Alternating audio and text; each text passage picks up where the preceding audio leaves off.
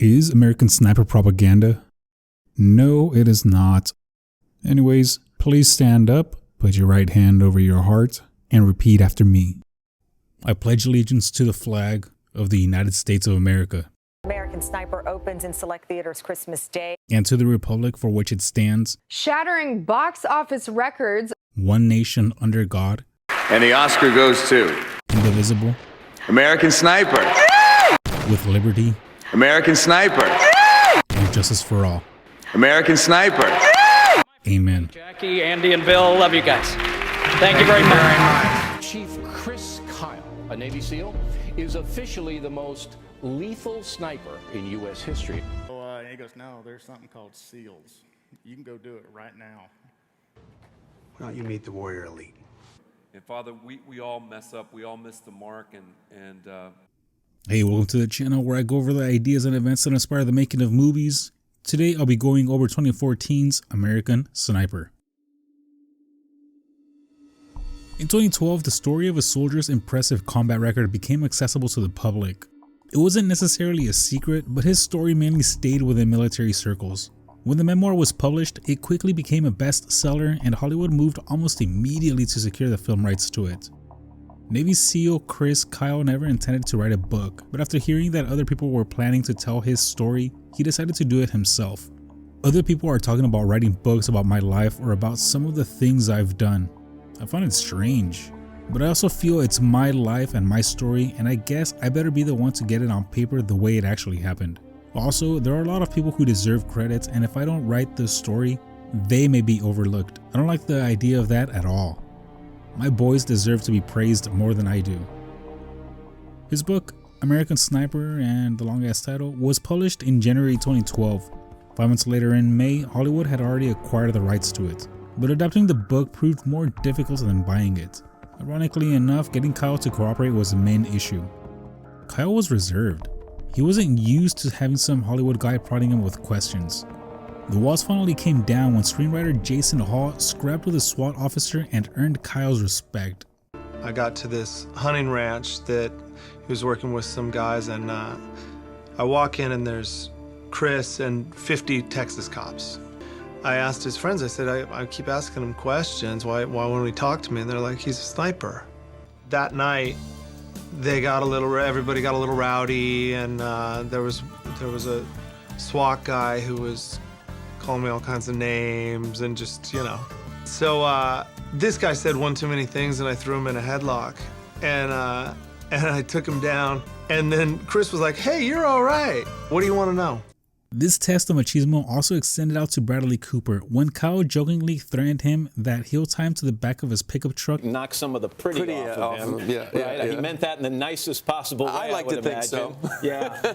2 days after the first draft was submitted, tragedy struck. Kyle's life was taken along with Chad Littlefield's on February 2nd, 2013. I got the draft on a Friday.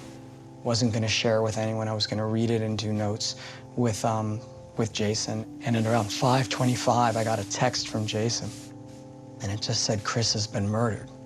I didn't even know how to react. Jason Hall called me, and I thought, wait, what?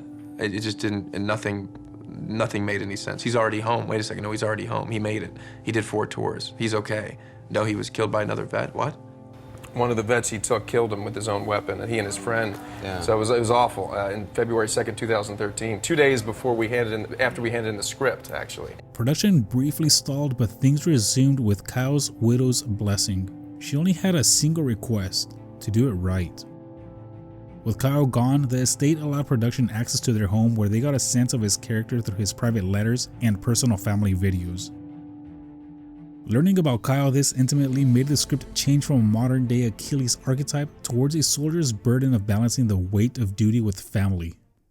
Jason started to form a story around it, and it was really like a modern-day Achilles is what we came up with. Chris is the very extreme of what a soldier is. Chris is Achilles. Had gone to war that many times and sounded like Achilles, and then Jason went back and we talked about reframing the story and making it much more about the relationship between the soldier and the family, and the almost schizophrenic nature of having to go from tour to home, back to tour. From here, things start to move fairly quickly. Producer Bradley Cooper had Chris Pratt in mind to portray Chris Kyle, but negotiations hinged on Bradley taking the titular role.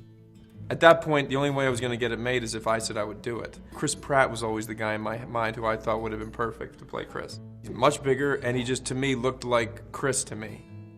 Chris Kyle really wanted Clint Eastwood as director, but Steven Spielberg was attached to the project from the beginning. Spielberg would eventually drop out a few months later due to budgetary reasons, allowing Eastwood to step in after all. Bradley Cooper had recommended the book to Clint Eastwood before any discussions even took place. You know, he wrote that book, which is how I came across and then gave it to Clint. Silverman at Warner Brothers just said, you know, Clint, I think, is reading the book just offhandedly, and why don't you call him? I knew they were going to make this picture. I had read in the trades that they were going to make it, and so I thought I'd read the book. But nobody, I knew somebody else was doing it, so I didn't think too much of it. I just read it for fun, and then all of a sudden, while I'm reading it. Eastwood later recalled, "I was reading the book when I got the call." So I called Clint on a Friday, and I said, "Hey, Clint," and he said, "Yeah." "I'm reading this sniper book, and I like it, yeah. Why don't you call me on Monday, and we'll talk about it." I said, "Okay, Clint, I'll call you Monday." And then Monday came around, called him. And he said, "Well, would you be interested in doing it?" And I said, "Wait a second, somebody else is doing it." No, that fell through, and we'd like you to consider it. So I said, "I'll call you right back." It was a very short conversation, and he just said, "All right, let's make this fucker." And he's like, "Let's make this fucker." And seriously, that's what he said. You know what I did? I have to say, I cried a little bit. Chris never got to meet Clint Eastwood. With the main pieces finally in place, production moved forward with shooting. American Sniper had a limited release on December 25th, 2014, and it only played in 4 theaters, 2 in New York, 1 in LA, and 1 in Dallas. The wide release was in January 16, 2015. The movie runs for 132 minutes, and it falls under the action, biography, drama, and war. Unsurprisingly, it is rated R for strong and disturbing war violence and language throughout, including some sexual references. The movie has 3 totals for its opening release date total. In its limited run of 4 theaters on December 25th, it earned $633,000. In its January 16th opening, it earned $89 million. But considering how it's a holiday weekend, if we include the holiday, which was MLK Day, it earned $107 million. In its final run, it earned $350 million domestically, $197 million internationally, for a worldwide total of $547 million. All that on a budget of $58 million. In its opening weekend, it came in first, ahead of Paddington and The Wedding Ringer. As far as critics go, it's right in the middle. IMDb has it at 7.3 out of 10, Metacritic 73, Letterboxd 3.4 out of 5, and on Rotten Tomatoes it had a 71% with the critics and 84% with the audience. Jeremy Jahns did review the film, stating, "Slightly, but it was a really well-directed movie, a really well-acted movie. There were layers to it. It brought humanity to the soldier and the legend. They call him the legend in the movie. In the end, I will say American Sniper is definitely worth buying on Blu-ray." At the 87th Academy Awards, American Sniper earned 6 nominations. It was nominated for Best Motion Picture of the Year, Best Performance by a Leading Actor, Best Writing in Adapted Screenplay, Best in Film Editing, Best in Sound Mixing, and it won in Best in Sound Editing. After its release, the movie has been known for 2 things: being a propaganda piece and the fake baby. So, is American Sniper propaganda? I consumed over 20 hours of media surrounding this property, and I came with the impression that it is not as egregious as I thought. You think the movie's bad? The book's worse. Seeing as how the movie is the fruit of the poisoned tree, let's take a look at the book. There are a couple of stories written that aren't true. The Jesse Ventura punch, the number of medals earned, as well as stories about the Katrina looters and the Texas carjackers. The biggest controversy was the Jesse Ventura story. In the book, Kyle claimed that a man made anti-war remarks during a CO wake, and Kyle heroically punched him. Well, for people who don't know what we're talking about, so let me just fill them in real quick. So he, said in the book that he punched, somebody at a bar. Later said publicly that person was you. Then he goes on the Opie and Anthony show, and he says, We had just come back from our 06 deployment when we lost our guys. We were having a wake for the guy who got the Medal of Honor, Mikey Monsoor, and he happened to be there, and he was upset with the war. He doesn't agree with it, and then he said that, you know, we deserve to lose a few guys. Holy shit. Jesse said that? Yes. The fuck is wrong with him? And what happened when he said that to you? Did you grab his ponytail? No. You slugged him? Good. I punched him. Good for you. Where'd you punch him? Bravo. In the face. What happened? That's when you take a headshot. In the Opie and Anthony podcast show, Kyle revealed that the individual was Jesse Ventura, and he subsequently sued for defamation and won. How overwhelming must the evidence have been for the jury to go against the grieving widow of the dead war veteran? However, due to the quote in the book, Ventura lost on numerous business deals and his reputation has been tarnished. That, in other words, he accused me of treason. Yes. Opie, not to get off topic, but do you think Chris Kyle punched Jesse Ventura in the face? Wow. Man, we stepped in it with that guy. I'm not going to find. So we had Chris Kyle on. You know, it's sort of, I'm not going to lie, it's sort of a regret. This guy told this story, and it was in his book, that he punched Jesse Ventura. We believe Chris Kyle. He seemed very, very believable at the time. And then Jesse fought this for many, many years. So at this point, no, I don't think Chris Kyle punched Jesse Ventura in the face, but I wasn't there.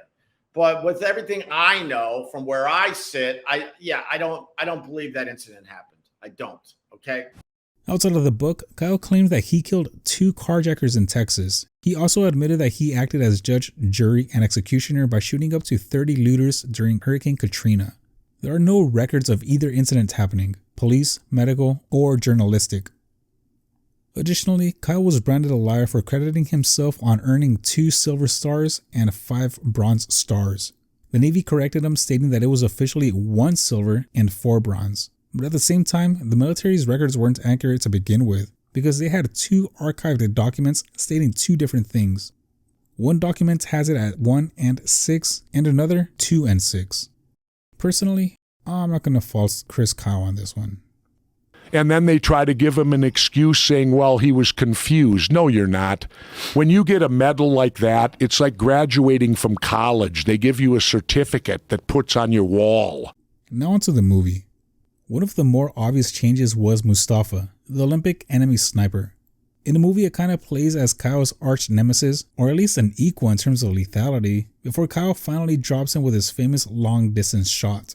In the book, he's there for only 4 sentences. While we were on the berm watching the city, we were also watching warily for an Iraqi sniper known as Mustafa. From the reports we heard, Mustafa was an Olympic marksman who was using his skills against Americans and Iraqi police and soldiers. Several videos have been made and posted boasting of his ability. I never saw him, but other snipers later killed an Iraqi sniper we think was him. Did they have Iraqi snipers? Because were there any good Iraqi snipers? Yeah, there's definitely some. There was one that we were facing in Fallujah who was supposed to have been on the Iraqi Olympic shooting team. Oh, really? And one of the guys on my unit that was out there actually got him. Got him? For years, I'd heard that American Sniper was pure propaganda. After finally digging into it, I don't really see it. Going into it, I thought it was going to be this bombastic, let's go America type film, and I didn't get it. It's a depressing movie. The movie goes out of its way to show the effects of PTSD, and it ends in a pretty grim note. The real propaganda was Chris Kyle. His character was definitely cleaned up after he died and toned down from the original draft. Modern day Achilles, remember? And this one is just American hero. He's a psychopath patriot, and we love him. You know, I read some of the quotes from the real Chris Kyle. He said, I hate the damn savages, talking about the Iraqis, and I've been fighting and I always will. I love killing bad guys. Even with the pain, I loved what I was doing. Maybe war isn't really fun, but I certainly was enjoying it. So to me, it sits in this weird zone. Was he bloodthirsty? Yeah. Do we need these type of men in the military? Absolutely. So which one would be the bigger propaganda piece? The movie we got, or the one that elevates Chris Kyle even further? Bradley Cooper was born on January 5th, 1975 in Abington Township, Pennsylvania. Bradley plays the titular role of Chris Kyle, a Navy SEAL sniper in the Iraq War that is trying to balance his military duties with his familial duties. Prior to American Sniper, he was in American Hustle in 2013. 2014 had him in 3 movies, which were Guardians of the Galaxy, Serena, and of course, American Sniper. The following year, he was in both Aloha and Burnt. Sienna Miller was born on December 28, 1981 in New York, New York. Sienna Miller plays the role of Taya, Chris Kyle's wife that is holding the relationship together back at home. Prior to American Sniper, she was in A Case of You in 2013 and Foxcatched in 2014. Afterwards, she was in Mississippi Grind as well as Unfinished Business, both in 2015. Director Clint Eastwood was born on May 31st, 1930 in San Francisco, California. Damn. Prior to American Sniper, he directed J. Edgar in 2011 and Jersey Boys in 2014. Afterwards, he directed Sully in 2016 and The 15th to 17th to Paris in 2018.